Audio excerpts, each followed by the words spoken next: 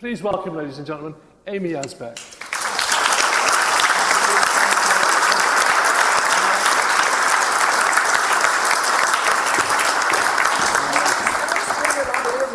We'll do that. Hold on, we're going to... I'm going to swap microphones. Very sexy here. Well, yeah, but are you going to stand next to me, or do I get to hold it? Awesome. Hi. Hold on. Oh, not goodbye. Hello. I don't know. How's that? Is it working? Yeah. Okay. Hello. Thank you, Gareth. I'm having so much fun here. I love it here.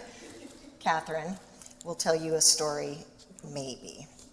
Does anybody, do you know John Ritter here? I thought so. Because Three's Company was the show that was on in the States way before I met him. That's a joke, because I was much younger. And it was based on a British show called Man About the House, I believe was a thing. So John was kind of having his resurgence for sitcom TV. In 2002, started a show called 8 Simple Rules for Dating My Teenage Daughter. Very, very long title for ABC Company. Oh, I almost fell through the floor. That would be bad. But there are doctors here. Orthopedic, hopefully, because I almost broke my leg. So when the second year, it was a big hit and won Best New Comedy and all that stuff, People's Choice Award. And on the second season when they started, I think there were 3 shows in. Actually, the guest stars were one of his best friends, Henry Winkler, and Peter Bogdanovich, who was a very famous director and was a friend of John's. And during that day, and it was on September 11th, 2003, our child's 5th birthday, actually, too, a lot of stuff at the same time, he experienced chest pains and also in his back, and became very nauseous. And not wanting to disrupt the taping, he's like, I just need to lay down for a while. And it got worse and it got worse. Sorry, I have not told this story this way in a long time, have I, Diana? Just now, okay, all right. Okay, so he called me, he said, did you guys ever see Buffy the Vampire Slayer? Do you remember that show? He did a guest star on that. Oh, I'm going to go over 15 minutes. I'm sorry, I can tell. He did a guest star on that where he played Buffy's mom's new husband or stepfather or his new boyfriend or something. And during that taping, this was years ago, he had food poisoning, so he had to work while he was like vomiting in a bucket and like fighting the vampire slayer. He was some kind of robot, whatevs. And so he left me this message saying, I think I've got some kind of something like when I had to kick Buffy's ass when I was throwing up in a bucket. He didn't know what was going on because he had pain, but he didn't know if the pain was from the throwing up. And he said, I think I tore something leaning over the toilet throwing up because he felt something tear. They took him across the street. He was shooting at Disney Studios. Took him across the street to the hospital, a hospital in which he had been born almost 55 years earlier. And I wasn't there at that time, but they took him in and they did all the tests, most of the tests that they would do for a heart attack. They were thinking heart attack. That was the route they were going to go down. They did his troponin level was not having a heart attack. They had leads on him to do the EKG, and he was sweating so profusely that they were sliding off of him. It was very hard to get. Hi, Mandy. I love you, Mandy. To get a correct reading. They ordered, the cardiologist on duty at the emergency room ordered an x-ray, and I know that that's not the gold standard. Oh, sure, I know that now. I know lots of stuff now. Ordered it, and then there was a shift change at the hospital. The dreaded 6 o'clock. The new cardiologist came on, said, we don't need that. We don't need to see an x-ray. This is a heart attack. And they had already pumped him full of probably every blood thinner known to man.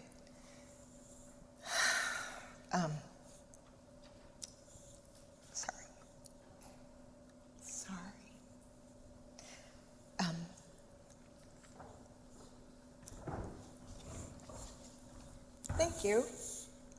Miss Devon. And this is vodka? It's gin. Oh, I hate gin. Tastes like pine trees. Okay, I'm good. Steady as she goes, old girl. Here I go. He was alive when they brought him in, alive and joking and worried that he was going to, screw up the show that was happening and worried about everybody's job. And he was saying to me, I guess, well, maybe if we don't shoot this week, they can show an old show and that's what he was thinking about. And they said they were going to do an angiogram, which I had heard of before. My brother-in-law had one, and they did a thing, and he wasn't having a heart attack. They did an angiogram, and they put in a pacemaker and the whole thing. So I kind of knew what that was. I called my family back in Cincinnati, Ohio, and they're like, "Don't worry, this is a thing, and it's all right." And the second doctor, as they were telling John what they were going to do and that they had to shave his balls or something. to do the thing, and he was joking, and he's like, I don't like this, and I was like, this is not going to be the hardest part, don't worry. And he made a million jokes just trying, because he saw everybody's worried face, because John Ritter, Jack Tripper from the show, was having a heart attack, as they could see. Thank you for sitting here. It's okay, Madame. You're a nice man. Anytime. You're a nice man. And I met Mrs. Gareth, and she's lovely. She's cool with this. She's cool with this. Very progressive here. What was freaky when I look back at it, and the part that just, there's always that part, I've talked to Karen about this, there's always that part where you go, why did I say that, or why did I do that, when really I had no idea what was going on. Do you think anybody had said the word aorta at that point? No, nobody, whatever. Not that I would have even remembered from 8th grade anatomy what that was. So he was in the bed laying there, and they're prepping him for the thing, and the doctor came in and explained, well, you have to sign this, because it says once we get in there, if we need to put in a stent or put in a thing, you're out, you have to sign this now. And John said, can I have a second opinion? And the doctor said, very dismissively, there's no time for a second opinion. You're in the middle of having a heart attack. You have to do this to save your life. And John looked at me and said, please, to me. And I said, you know what? These guys know what they're doing. They're experts. Just be brave and do what they say. Shit, right? Okay. Well, I don't know if Mrs. would be okay with this. That's okay. Thank you, sweetheart. So sadly, he did the thing. They took and so I was waiting in the what do you call it? The waiting room. Yeah, and they had gotten this guy. I can't remember what his name is, but I probably do, but I probably shouldn't say it. But he was the liaison for the hospital and for Disney, because apparently Disney and this hospital, St. Joseph's, I said it, I can say it, they supported each other. So this guy, who had been Tim Allen's cardiologist, whatever, who cares, was going in and then coming out and explaining to the lay people, me and my friend Peter, who were there, of what was going on. And he came out in one point just ashen, and he goes, so it's not a heart attack. It's something called a aortic dissection. And I was like, what? And he just quickly drew on the back of a script that my friend Peter had with him, because he had been in a meeting. And I'm like, what am I looking at? And he goes, this is very scary, because you really can't see these coming. And I only know this is a cardiologist, only 3 people that I know, and 2 of them died, and one, is barely alive. And I went, great, good news, bye. And then, I heard them call a code, whatever, a crash cart coming. It was a nightmare. And when he died, this same doctor guy came and told me. And then the surgeon came, and God loved this guy, because when they were doing the thing, they got in there, they saw what was going on, and they had to call this surgeon to come from far away, this thoracic surgeon, who got there just in time to see, John laid open in this giant aneurysm, ascending aneurysm, and the one doctor had put in his notes that it was like the biggest aneurysm he had ever seen. Oh, Great. And so John passed away. I had no idea what was going on. The doctor at the time, not the surgeon, he was great, but this other guy that was supposed to be the liaison, he didn't say that it could be genetic. He didn't any of that. Just like, well, on your way, a satellite fell out of the sky and hit your husband and he's dead. I mean, it was like that. And so when I went home, I had to figure out what this was. And on the news, I had to call my family because it was being reported. It was like 10 o'clock at night, being reported. So my family in Ohio was hearing stuff, so I had to call and tell them before so they didn't crash their car hearing this about their brother-in-law, their Uncle John. And so the news mostly was saying, and we got it all wrong, that John had died of an undetectable heart defect. So 0 for 2, not undetectable, not the heart. And I knew that was wrong, but there was, I was starting, we were all, my family, the 5 stages of grief, but I call it the 5 stages on stage. People were trying to interview us and stuff. It was really weird and really creepy and delayed a lot of the grieving and a lot of the normal activity. So I just went on the computer, which before had just been for me and my kid playing Pets 5 and Cats 5. So I really didn't really know, and I just started Googling the heck out of stuff. And first thing I saw was when I put in aortic aneurysm or aortic dissection was, aneurysm, that seems what it was. And Marfan Foundation. And I'm like, nope, that's not him, just by the physiological, the phenotype. But they had a little section that said related disorders, and it was Ehlers-Danlos, Loeys-Dietz, Turner syndrome, and familial thoracic aortic dissection. I went, that might be it. I didn't really have time to do anything except for, of course, be freaking out. The first time I was out in the world, a checkout lady at the drugstore said, hey, I just wanted to tell you I'm so sorry. People would just come up and hug me, by the way, like you did, but with less warning. And I didn't know them. I didn't love them. But this lady's like, I am so sorry. My husband, the same thing, had an aortic dissection. And I leaned over. I'm like, I'm so sorry. I said, I'm sure you miss him very much. She goes, no, he's waiting for me in the car till my shift is over. And I'm like, you can live? I had no idea. It was never presented to me that this is an event that you could live through, that it was preventable, any of it. And so I was really jealous of her, but I was nice. And then the man that directed Problem Child, did anybody see Problem Child? I'm so sorry, terrible movie. But he told me that his dad had an aortic dissection and that had gone into the hospital and they had done an esophageal scan on him. And so there were all these different things that I hadn't heard about. And then I started opening up the mail from everywhere, from all of the fans and friends really around the world. And some of them were saying that they had had this experience and lived. And then somebody sent me the article from the Wall Street Journal. Was a 10-piece article, I think 10 articles of written by Kevin Helliker and Tom Burton about aortic dissection and misdiagnosis. And in this, I found Dr. Milowitz's name and Dr. Eleftheriades at Yale, Dr. Safi, Dr. Estrera at University of Texas. And I just started calling them. And what did I have to lose? And I had to say the thing that I hadn't really said out loud yet, which is, hi, this is John Ritter's widow.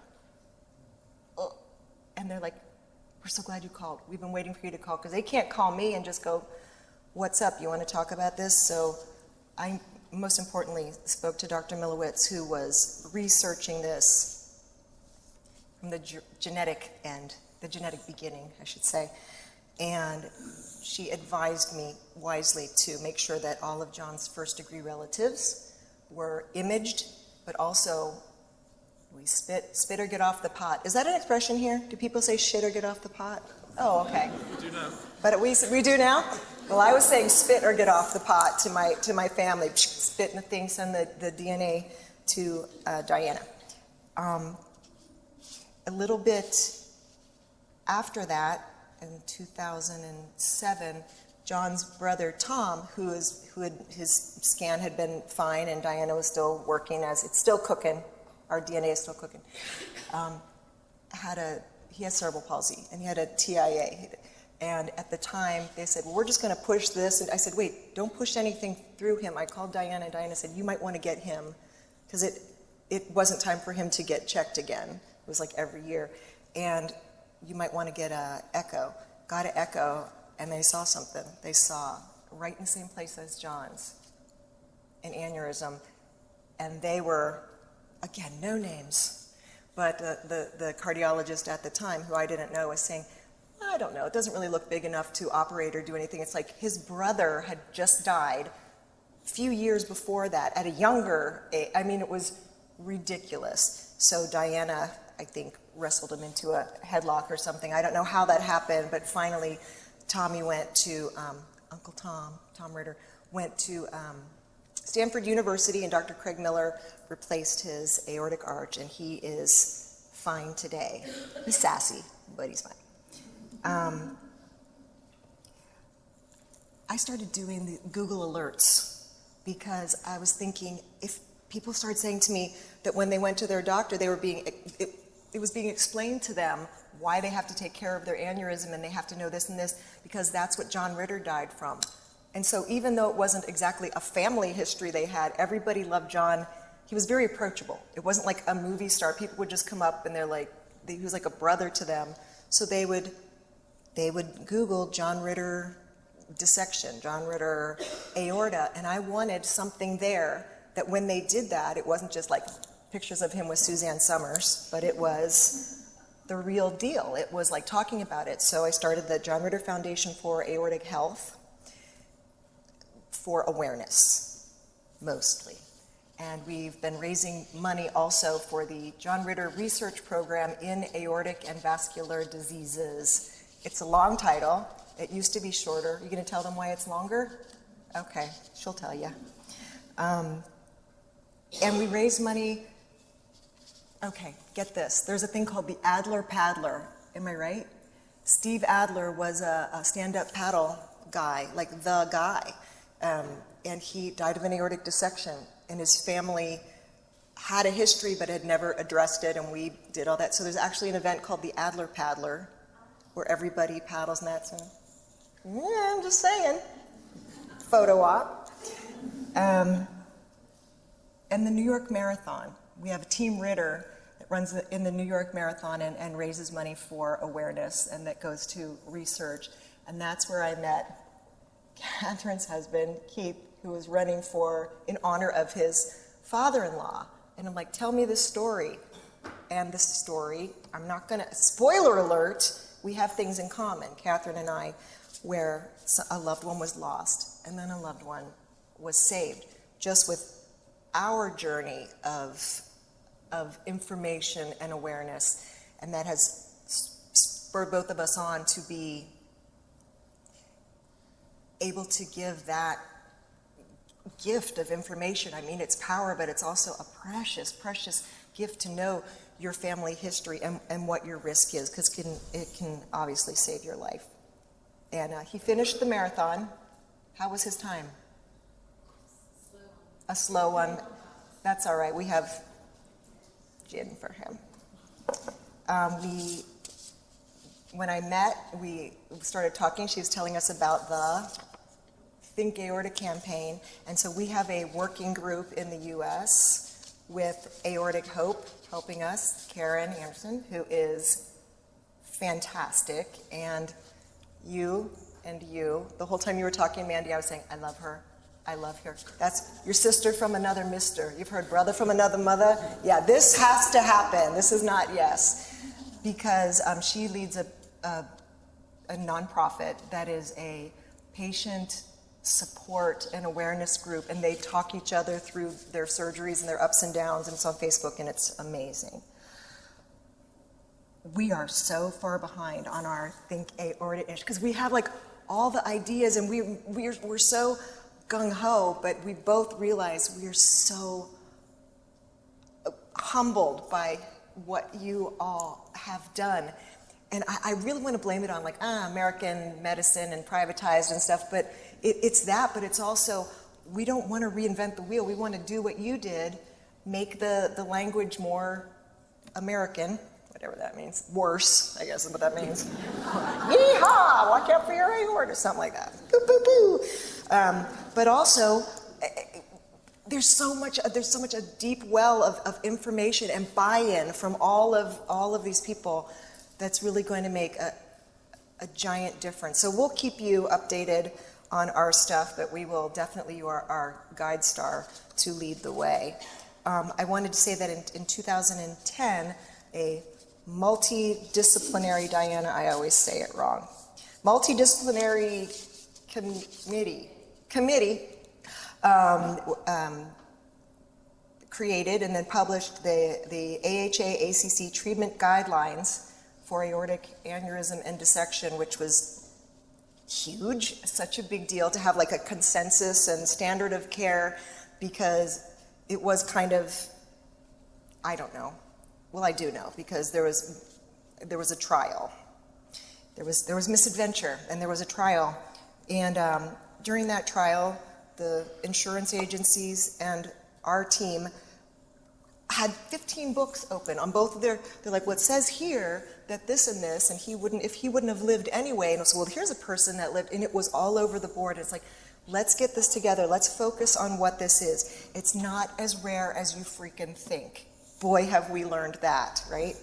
So the guidelines. And then from the guidelines, we culled, I don't know if that's the right word, I like it, 10 rules we call Ritter rules, just very concise. And it was very important to us. Did he leave, the boss, the obstetrician guy? He left. Very important to us to put in a thing about women who dissect while giving birth or right after. And we have like lots of information on that we will share with him, I told him. I just wanted to say thank you for letting me ramble. I last night tried to put my thoughts together because I haven't given this, it's not a speech, I haven't shared this in a while. It's always, of course, right there, as we know. But last night I was laying there.